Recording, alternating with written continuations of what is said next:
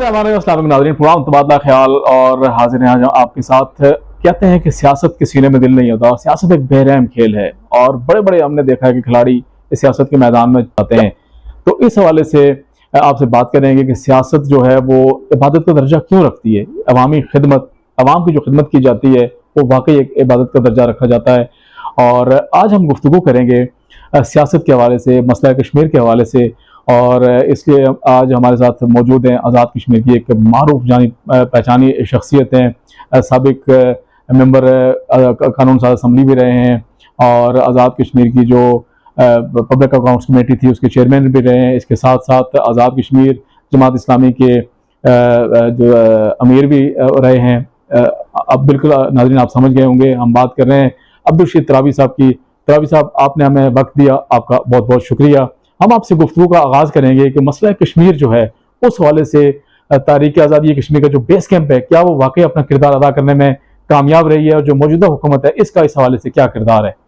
बिस्मिल्लाहिर्रहमानिर्रहीम, आपका बहुत शुक्रिया। आपके सारे नाजरीन और सामीन को बहुत सलाम। देखिए, जो हमारे पास बेस कैंप है ये एक बहुत बड़ा एहसासा है और इसके क़याम का जो पस मंज़र है ये कायद-ए-आज़म की बसीरत उनकी अपनी हयात में अमल में आया था। और उस वक्त तस्वर यही था कि इस बेस कैंप की वसातत से इस तहरीक आज़ादी कश्मीर को हर महाज पर कुमक फराहम की जाएगी। लेकिन बदकिस्मती से आहिस्ता आहिस्ता हमने इस बेस कैंप को, जो इसका हकीकी मकसद था तहरीक आज़ादी कश्मीर की पुश्तैबानी का, उससे इस हटाते हुए इसको हमने एक इक़्तिदार का अखाड़ा बना लिया और अब एक पावर पॉलिटिक्स का ये अखाड़ा है। और बदकिस्मती ये है कि जो भी यहाँ पर हुकूमत आती है उसकी तरजीह अव्वल अपने इक़्तिदार बचाना, उसको तहफ़्फ़ुज़ देना और अपना एक जो है वो सियासी जो एक दायरा है उसको इस्तेकाम बख्शना और उसको वसअत देना होता है। तहरीक आज़ादी कश्मीर जो है वो बदकिस्मती से उस तरह से तरजीह नहीं है। तो बुनियादी तो सबब यही है, कोई पहली हुकूमत हो या आज की हुकूमत हो, आज की जो हुकूमत है या पार्टी है इस वक्त जो कि हुक्मरान पार्टी है, तो उसके पेश नज़र भी एक इक़्तिदार इंजाय करना था, वो कर रहे हैं। बाकी जो है कि वज़न शेर के बराबर मिस्ताक कश्मीर का नाम लिया जा रहा है, लेकिन कश्मीर या मसला कश्मीर या तहरीक आज़ादी कश्मीर उस तरह से तरजीह अव्वल नहीं है। जहाँ तक जमात का है या जमात की वसातत से जो मुझे किरदार अदा करने का मौका मिला गुज़श्ता 30-35 साल से, अल्हम्दुलिल्लाह मुल्की सतह पर, बैनुल-अक़वामी सतह पर हमने कोशिश की है कि उसका हक अदा हो। इस बेस कैंप के जो तकाज़े थे, पार से आने वाले भारत के जुल्म और सितम से तंग होकर जो लोग आए, मुहाजिरीन की शक्ल में आए, मुजाहिदीन की शक्ल में आए, उनकी बड़ी तवक्कुआत थी। और बदकिस्मती से उस वक्त भी यही मंजर था। पाकिस्तान और आज़ाद कश्मीर में एक सियासी इस्तेकाम था और पावर पॉलिटिक्स की एक दौर थी। तो उसमें हमने कोशिश की कि पार से आने वाले लोग जो है मायूस ना हो,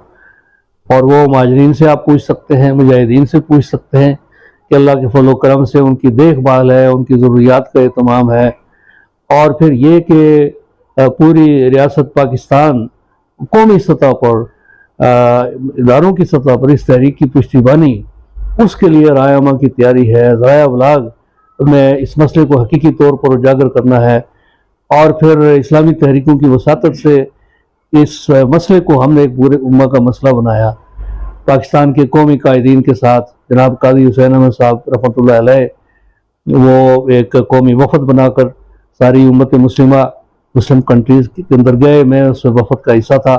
और उसके फॉलोअप के तौर पर आज तक अल्लाह का शुक्र है कि बैनुल-अक़वामी कॉन्फ्रेंसेस हैं, इस्लामी तहरीकों के प्लेटफॉर्म से उनके जो भी तंजीमी दावती असरात हैं, सियासी असरात हैं, अहले दानिश हैं, मुस्लिम दुनिया के स्कॉलर्स हैं, साफ़ी हैं, लिखने वाले हैं, उनकी वसातत से उनको बुलाकर अपने हमने मद्दू किया। और आप हैरान होंगे कि तकरीबन कोई 10 किताबें अरब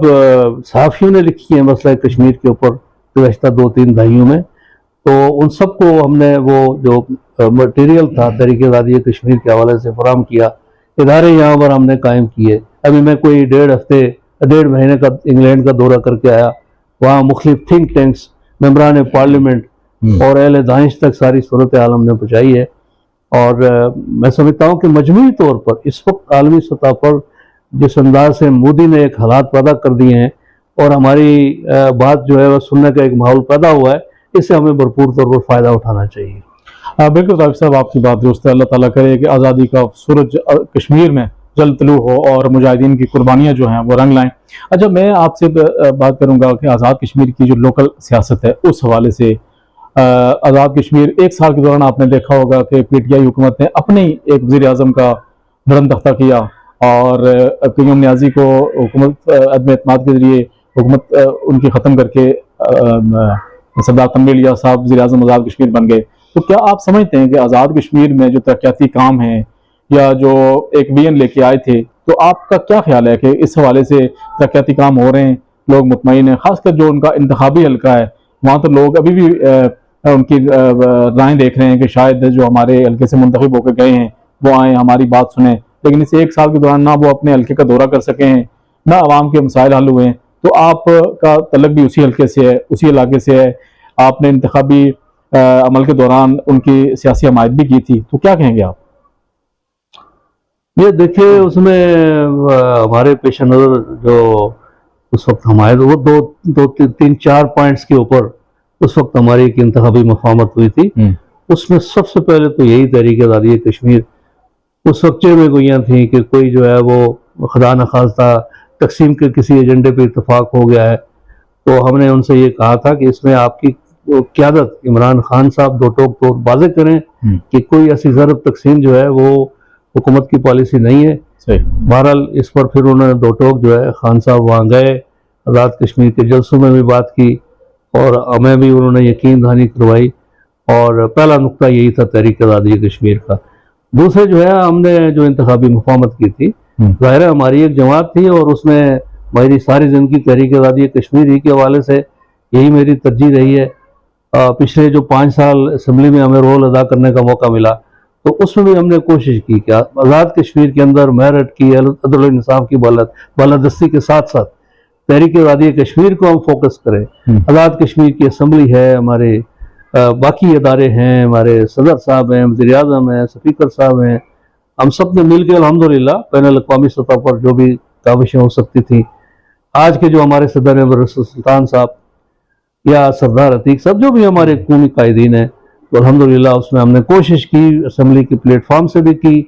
اور جو ایک دستیاب فورمز تھے. تو اسی تسلسل میں ہمارا یہ تھا کہ کوئی ایسا انتظام ہونا چاہیے اور اس میں اتفاق یہ ہوا تھا کہ ایک ڈپلومیٹک کشمیر کمیٹی بنائی جائے گی جس میں حریت کانفرنس بھی ہوگی، جس میں آزاد کشمیر کی ساری لیڈرشپ بھی ہوگی اور جس میں بین الاقوامی سطح پر جو ہمارے کام کرنے والے متحرک افراد ہیں، برطانیہ کے اندر ہیں، تحریک کشمیر ہے، وہاں فہیم کیانی ہیں اور جناب غالب صاحب ہیں، اور اسی طرح سے وہاں پر باقی جو کمیونٹی لیڈرز ہیں، وہاں راجہ نجابت ہے اور ڈاکٹر نذیر قریشی ہیں، نذیر گیلانی ہیں، ڈاکٹر نذیر گیلانی اور باقی اس طرح کے جو ہمارے لیڈر، ڈاکٹر فائز صاحب ہیں امریکہ کے اندر اور ان کے جو وہاں پر کولیگز ہیں. تو اس طرح کے جو اسی طرح سے علی رضا صاحب ہیں اپنے برسلز کے اندر، یہ وہ شخصیات ہیں جو بین الاقوامی سطح پر، اٹلی میں محمود شریف صاحب ہیں تحریک کشمیر کے پلیٹ فارم سے، یورپ کے اندر جو ہے وہ ایک متحرک کردار ادا کر رہے ہیں.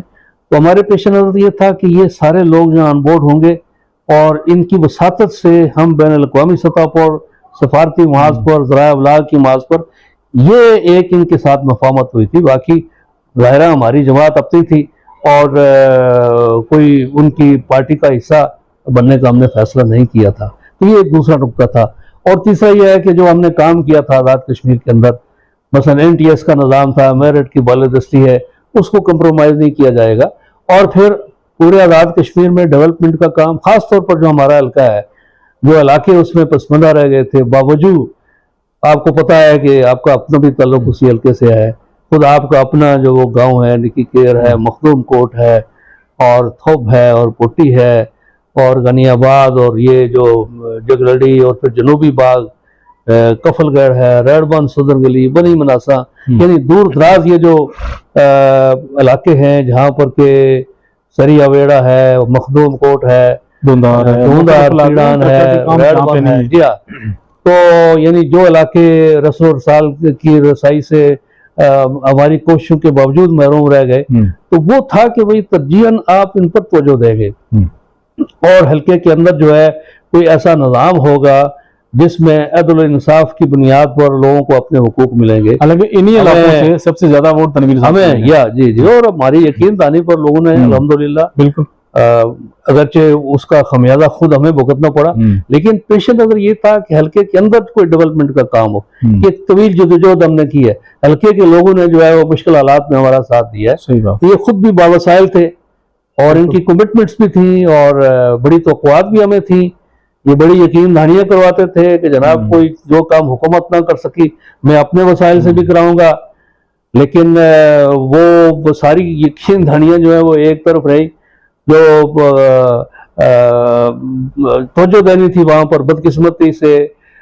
جو مخلص لوگ تھے جن کے تعاون سے ان کو ایک بھرپور کامیابی ملی، ان کو انہوں نے یکسر نظر انداز کر دیا، اور خود اس وقت ان کی پارٹی کے لوگ جو ہے وہ میرے پاس آتے ہیں اور وہ اپنی درد بھری جو ہے وہ داستانیں سناتے ہیں کہ بھئی اس وقت ہم بے بس ہیں، ان کی پارٹی کے اندر جو مخلص کیڈر ہے وہ اس وقت مایوس ہے، وہ ایک احساس محرومی کا شکار ہے، اور وہ ان کی پارٹی کے اپنے لوگ یہ گلہ کر رہے ہیں کہ تنویر الیاس صاحب ایسے لوگوں کے گھیرے میں ہیں جو روایتی طور پر ہمیشہ ہر حکومت کا ایک حصہ رہے ہیں اور سکیمیں کھانے کی شہرت رکھتے ہیں، اور ایک پورے حلقے میں جو بھی مافیاز ہیں اس وقت جو ہے وہ ان کی گرفت میں، یہ ان کی پارٹی کے اپنے لوگ جو ہیں وہ گلہ کر رہے ہیں۔ یہ سارا میں نے ان کو احساس پہنچایا بھی تھا، اور اس کے ساتھ ساتھ جو ہے وہ یہ بھی ان سے شکایت ہے کہ وہ ملتے نہیں ہیں، یہ بڑی شکایت ہے کہ لوگوں کو وعدے بھی ہو جاتے ہیں، لوگوں سے ملاقات کا ٹائم بھی ہو جاتا ہے، لیکن اس کے باوجود دیکھتے ہیں کہ ملاقات نہیں ہو پاتی ہے ان سے۔ میں نے ان سے ملاقات میں ان کو پورا اپنا ایک تجربہ بتایا تھا، اس سارے عرصے میں آزاد کشمیر کا جو سیاسی کلچر ہے ہمارے، میں نے کہا تھا کہ اس کرسی پر بڑے معتبر نام جو ہیں وہ فائز رہے ہیں، سردار قیوم صاحب، سردار ابراہیم صاحب، سردار سکندر حیات خان، اور بڑی نامور شخصیات، جنرل حیات خان اگرچہ وہ ایک فوجی حکمران تھے، اور اسی طرح سے آج کے ہمارے جو ہیں برسول سلطان تھے، یا سردار عتیق تھے، فاروق حیدر تھے، جتنے یہ نام ہیں، تو یہ سب لوگ جو ہے آزاد کشمیر کا ایک کلچر ہے کہ لیڈرشپ جو اپنے آپ کو دستیاب رکھتی ہے، ایک عام کارکن جو ہے وہ بھی جا کے بڑے سے بڑے لیڈر کو ملتا رہا ہے، صدر سے، وزیر اعظم سے، کوئی رکاوٹ، لیکن ان سے میں نے کہا کہ آپ سے گلہ یہ ہے کہ آپ جو ہے وہ وقت نہیں دیتے، تو آپ اگر وقت نہیں دیں گے تو لوگ جو ہے وہ احساس ہے، تو باقی لوگوں کو بھی گلہ شکوہ اپنی جگہ ہے، لیکن خود حلقے کی جو عوام ہے جن لوگوں نے ان کو بھرپور طور پر بڑی توقعات کے ساتھ منتخب کیا، تو میں سمجھتا ہوں کہ اس وقت ان کے اندر بھی ایک مایوسی ہے اور ایک احساس محرومی ہے، اور خاص طور پہ یہ کہ ان کے معاملات ایسے لوگوں کے سپرد کر دیے گئے ہیں جن کی ہمدردی اور جن کی جو ہے وہ نہ وفاداری تنویر الیاس صاحب کے ساتھ ہے، نہ اس حلقے کے ساتھ، اور نہ اس حلقے کے ساتھ، ان کا اپنا ایجنڈا ہے، ان کا اپنا ایجنڈا ہے، اور اگر صورتحال یہی رہی تو میں سمجھتا ہوں ان کے لیے بھی مشکلات ہوں گی، اور ظاہر ہے کہ جن لوگوں نے ان کو سپورٹ کیا ہم سمیت ہم سب کے لیے بھی مشکلات ہوں گی، لوگوں کو فیس کرنا پڑتا ہے، وہاں پر لوگ جو ہے وہ بڑی توقعات رکھتے ہیں اور پوچھتے بھی ہیں۔ صاحب جب آپ نے ان کے ساتھ یہ مفاہمت کی اور اتحاد ہوا تو آپ کو بہت زیادہ ہدف تنقید بنایا گیا، کافی لوگوں نے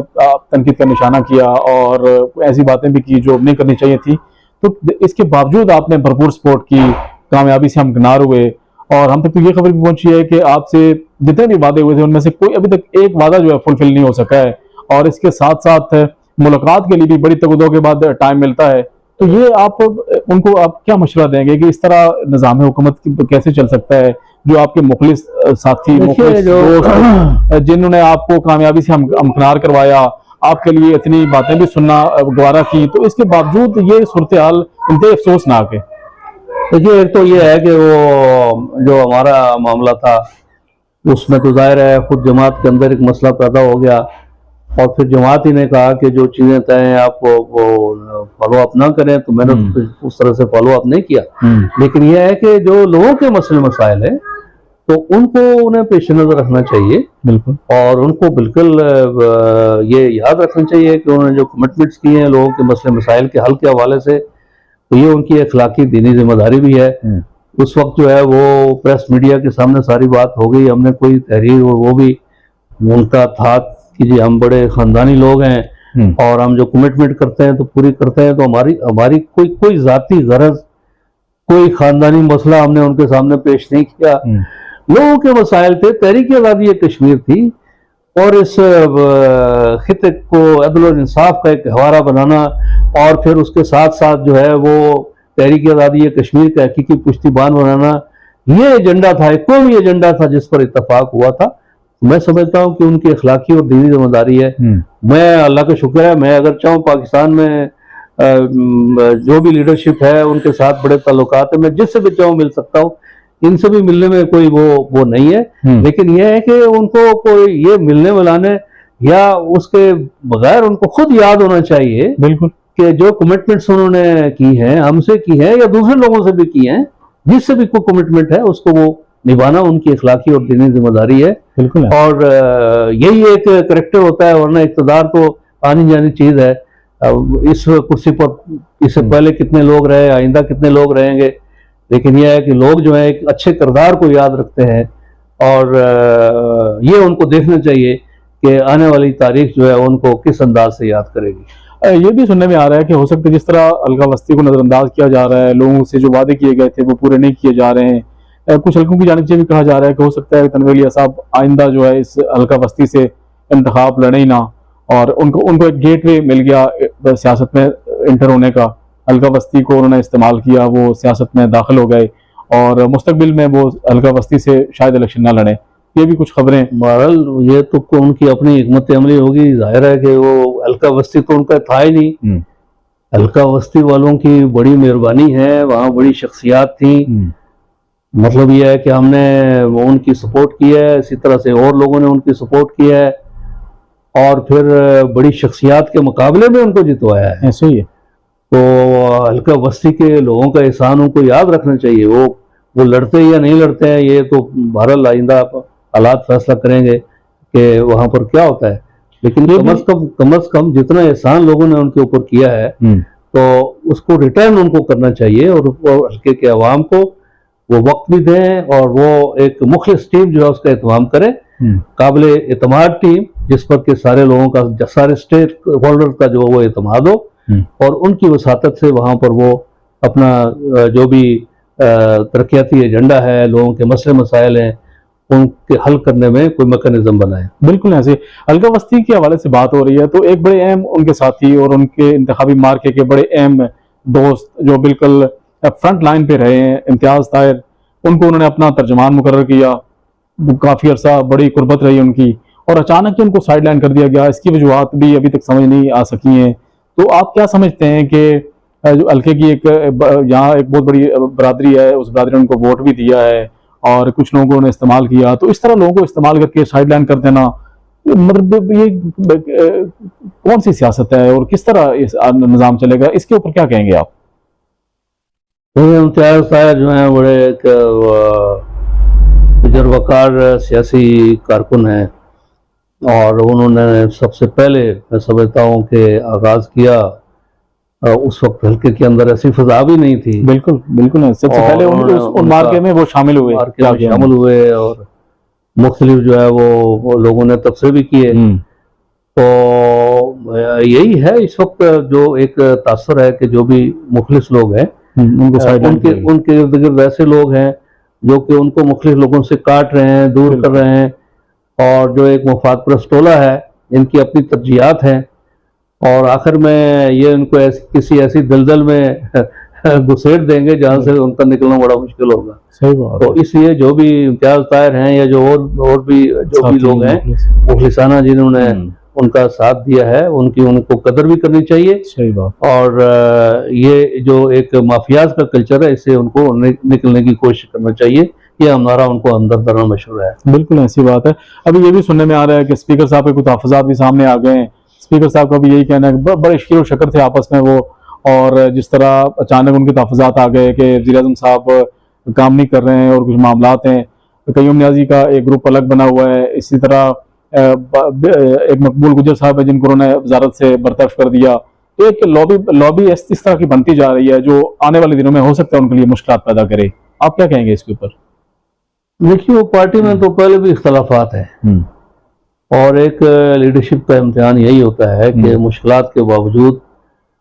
وہ سب کو ساتھ لے کر چلے, اور اعتماد جو ہے وہ اپنی قیادت کے اوپر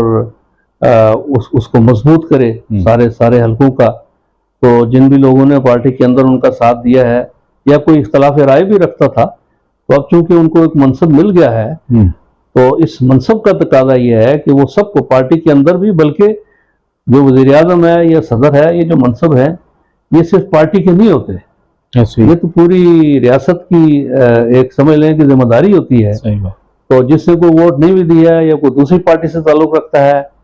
تو ہمارے یہاں الحمدللہ ایک کلچر ہے وہ سیاسی احترام کا, وفاداری کا. تو اس کو برقرار رکھتے ہوئے باقی جو لیڈرشپ ہے, باقی پارٹیاں ہیں, قیادتیں ہیں, ان کو بھی وہ ساتھ لے کر قومی مسائل میں ساتھ لے کر چلنے کی کوشش کریں. اور اسی طرح جو آزاد کشمیر کے اندر تعمیر و ترقی کے کام ہیں یا آزاد کشمیر کے حقوق کا مسئلہ ہے, یہ 15ویں جو ایک بڑی متنازع ترمیم جس کے اوپر ایک قومی کانفرنس بھی ہوئی, ساری قیادت اس کے اندر شریک تھی فاروق حیدر صاحب کی میزبانی میں, جس ایجنڈے پہ سب نے اتفاق کیا, یہ بڑا خوش آئند ہے. تو اس کو ایک اپنا لائحہ عمل بنائیں اور ساری قیادت کو, اپوزیشن کو بھی ساتھ رکھیں, اور اپنی پارٹی کے اندر بھی لوگوں کا اعتماد بحال رکھیں. ظاہر ہے کہ اسی کے نتیجے میں ان کو